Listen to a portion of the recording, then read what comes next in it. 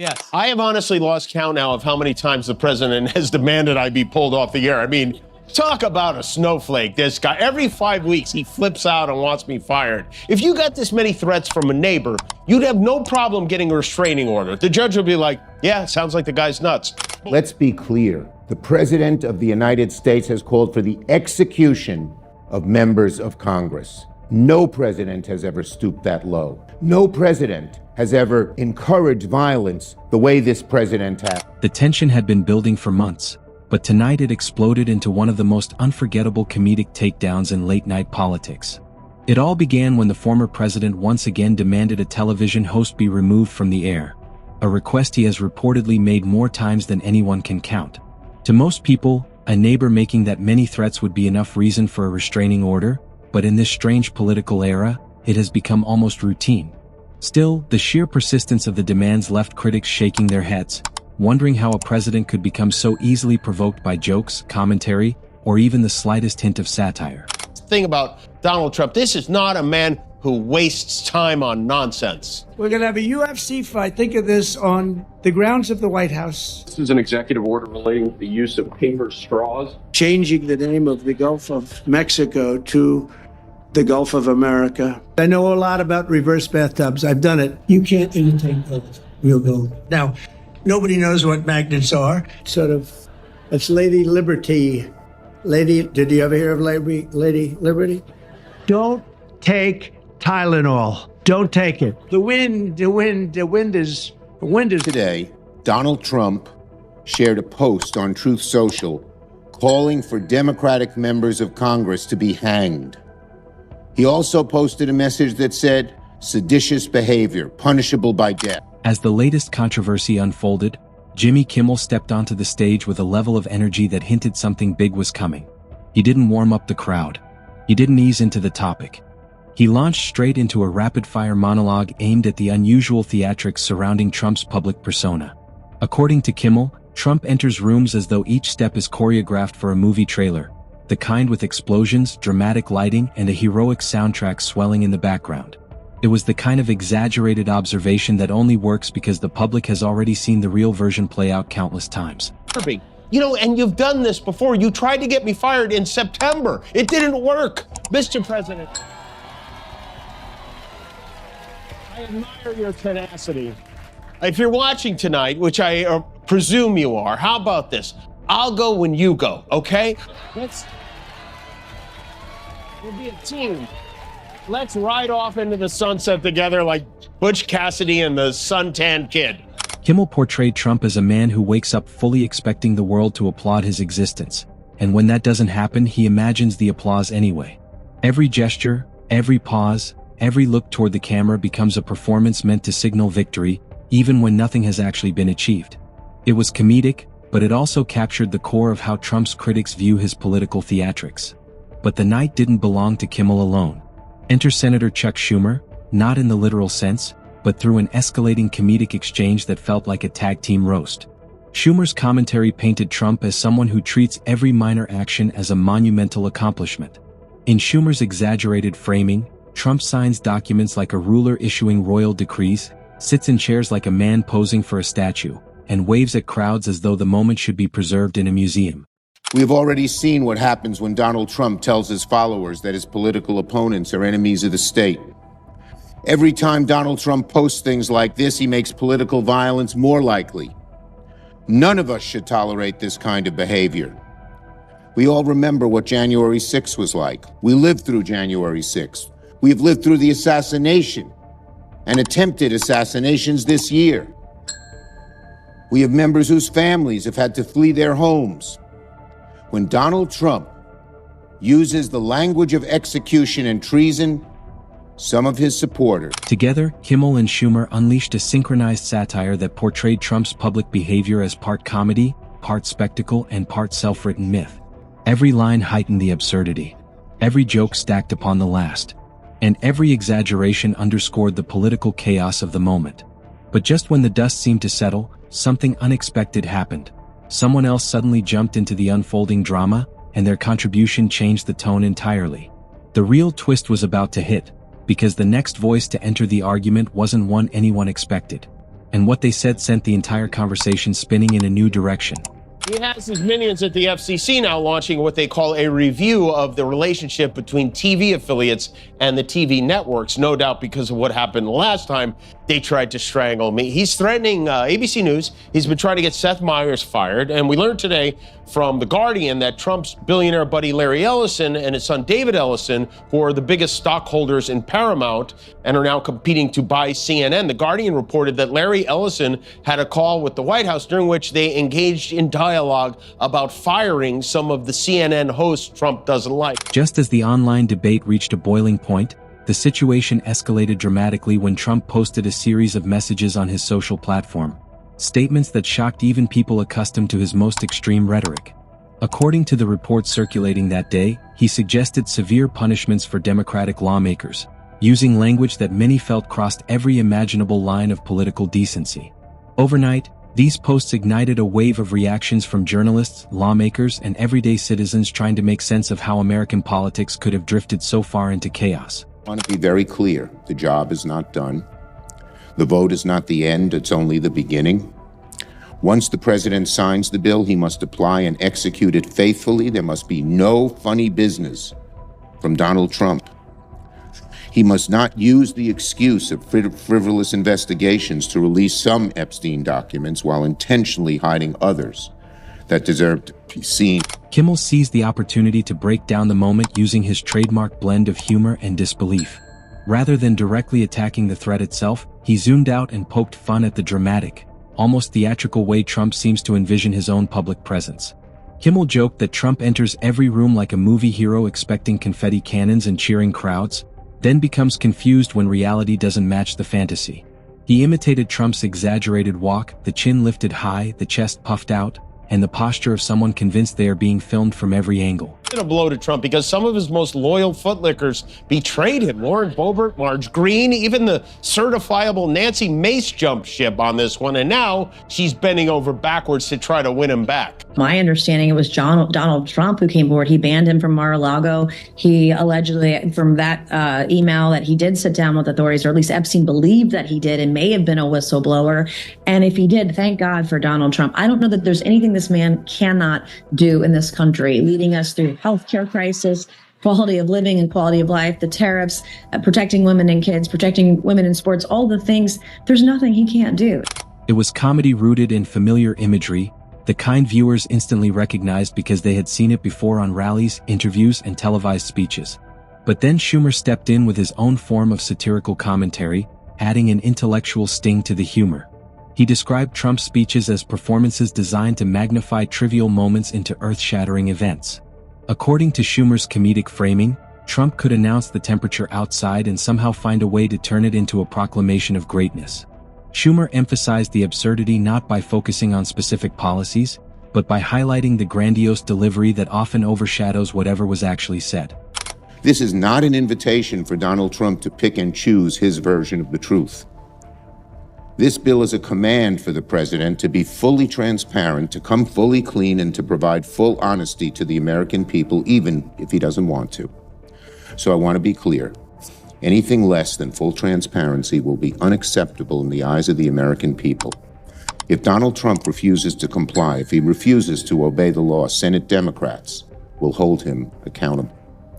We will exercise oversight. We'll demand transparency. We will make it clear to the American people that Donald Trump has broken his promise to come clean on Jeffrey Epstein. The two continued bouncing off each other's energy, creating a rhythm. Kimmel leaning into physical exaggeration, Schumer adding verbal precision.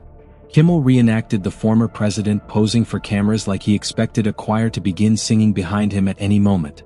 Schumer countered with a mock historical analysis of Trump's dramatic pauses, comparing them to moments of royalty making declarations for future generations to study. Together, their comedy painted a vivid, larger-than-life portrait of a political figure who treats every day like a coronation ceremony. Yet amid the laughter, their critiques carried a deeper point. They highlighted a worrying trend: the normalization of extreme political language and the real-world consequences that such words can inspire. The comedy softened the blow, but the underlying concern remained unmistakable. And then, just as viewers thought the segment had peaked, a surprising new participant entered the story, injecting a completely different tone into the unfolding showdown. Because the next voice to jump into the controversy didn't come with jokes. It came with hard warnings, sharp criticism, and a reality check that no one saw coming. Trump hosted a black tie gala for the Crown Prince of Saudi Arabia, Mohammed bin Salman, who also happened to be one of Jeffrey Epstein's good pals. According to the writer Michael Wolff, Epstein and MBS, as they call him, were so tight they would play video games together for hours. They went house hunting together. The prince got a shout out in that new batch of emails last week. Wolff says that when Epstein traveled to Saudi Arabia, they would get around the rules that make it difficult for unaccompanied women to enter the country by dressing his lady friends up as flight attendants with a knowing wink. The moment the third voice entered the clash, the tone shifted from comedy to cold reality. What had begun as a humorous takedown suddenly turned serious as lawmakers warned that Trump's rhetoric wasn't just theatrical, it was dangerous. One congressional voice, speaking with clear urgency, reminded the public that America had already witnessed what happens when political speech escalates into action. They recalled January 6th not as a distant memory, but as a traumatic moment the nation lived through firsthand. They spoke of families forced to flee, staffers hiding in hallways, and elected officials who now move with heightened security everywhere they go. He's a damn liar. What he said he would do in his campaign, he ain't doing. In fact, he's doing the opposite. He loves these billionaires, and he's cutting everything so he can cut their taxes. He's destroying government so there'll be no guardrails or barriers against them when they go after working people, when they go after the environment, when they go after consumers and gouge them. Donald Trump said he's as great a president as George Washington, but he much more is like Viktor Orban, the horrendous dictator. This interruption marked a dramatic pivot. The laughter of Kimmel and Schumer's playful satire gave way to a sober assessment. Every time Trump used words implying treason, punishment, or execution, someone out there took it seriously. Not as metaphor, not as political theater, but as a directive. It didn't take long for the comedic duo to return, but even their humor now carried an undercurrent of unease.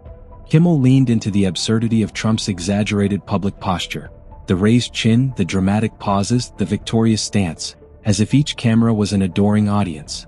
But beneath the laughs, viewers sensed a message.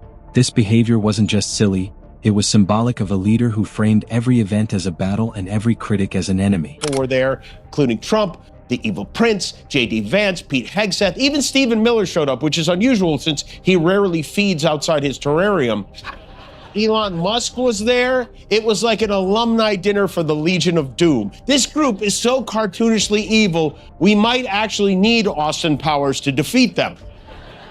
Ex Luthor was a surprise, though, Elon Musk, and Trump gave him a little love when he came out. He was checking to see if Elon made himself pregnant, too. These guys, their relationship is like a Cybertruck. It's cold 1 minute, on fire the next. I guess they made up. Schumer responded by dissecting the former president's speech patterns with surgical precision. He highlighted how Trump delivered every announcement with the gravity of a national emergency, even when talking about trivial topics. According to Schumer's comedic framing, Trump could read from a grocery list and somehow make it sound like a proclamation that history should record. The satire was sharp but pointed toward a real issue, the inflation of ego that overshadowed substance. Their interplay built a rhythm. Kimmel exaggerated the physical theatrics, mimicking Trump adjusting his suit like he was adjusting the course of history itself. Schumer countered by describing Trump's obsession with praise, portraying him as someone who interprets every compliment as prophecy and every criticism as treasonous betrayal. Trying to move America in that direction. Our job is to stop him. Every corner of America that might oppose him, he's trying to crush, whether it be the universities or due process or the courts or anywhere else. The American people are wise to him. We're telling him every day how this guy's a liar. We're telling him every day how this guy's betraying them. I went to 6 of the 7 Republican congressional districts in my state and talked about Medicaid and talked about veterans and talked about Social Security and talked about the cost of tariffs. People are scared to death about it. But as they continued, the lawmakers' earlier warnings hung in the air. The country wasn't just dealing with theatrics, it was grappling with the consequences of a political figure who viewed every moment through a lens of power, dominance, and personal myth-building. Kimmel and Schumer's jokes made the behavior look ridiculous. The facts made it look dangerous. And just as the comedic exchange reached new heights, another unexpected turn arrived. this time involving Trump's media allies and a brewing controversy that would drag powerful billionaires and major news networks into the center of the storm. Because what happened next wasn't just political drama. It exposed a behind-the-scenes media battle that almost no one knew was unfolding.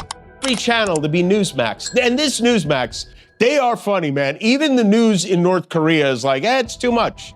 This morning, they rallied around Dear Misleader, defending him against this preposterous idea that I would in any way connect him to the Epstein files. I want to listen to Kimmel's words on this, because what he said was in jest, but it wasn't.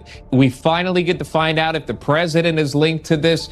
There are 50,000 documents. If there was something with the president, wouldn't we have seen it by now? Absolutely. I mean, we had a very contentious election last year, and most certainly they would have diverged this information to the American public. I think we just diverged from the English language. He framed the alleged conversations between network owners and Trump's allies as part of a broader pattern, an effort to shape public perception by silencing criticism rather than responding to it. In Schumer's exaggerated comedic retelling, Trump saw himself as a curator of news, deciding which journalists were worthy of airtime and which should vanish from the industry altogether. The humor worked because it touched on a deeper truth. Power used to manipulate the media is no laughing matter. Kimmel built on that idea, turning Trump's fury towards certain hosts into a dramatic caricature. He portrayed the former president scrolling through channels with the seriousness of a general analyzing battlefield strategy, celebrating friendly coverage and exploding whenever someone challenged him. The impression wasn't angry, it was theatrical, exaggerated into the realm of absurdity. Kimmel acted out Trump reacting to a critical comment as though someone had stolen a national treasure, clutching imaginary pearls and summoning mythical advisors to handle the crisis. Meanwhile, Schumer continued dissecting Trump's public persona, noting how every appearance, whether a press conference or a casual greeting, became an opportunity to perform strength. According to Schumer's satire, Trump treated each microphone as a throne and each podium as a monument celebrating his own legend. Even simple gestures, like waving or adjusting his tie, were delivered with the gravitas of a king addressing his empire. But beneath the jokes, the undertone was serious. The merging of political influence with media ownership raised questions about transparency, freedom of the press, and the lines powerful individuals might be willing to cross. And just as this media controversy grabbed center stage, an even more explosive element entered the picture. One involving international figures, past scandals, and a resurfacing story that would ignite public outrage all over again. Because the next revelation pulled a global power player into the spotlight, and reopened a scandal many assumed was dead and buried.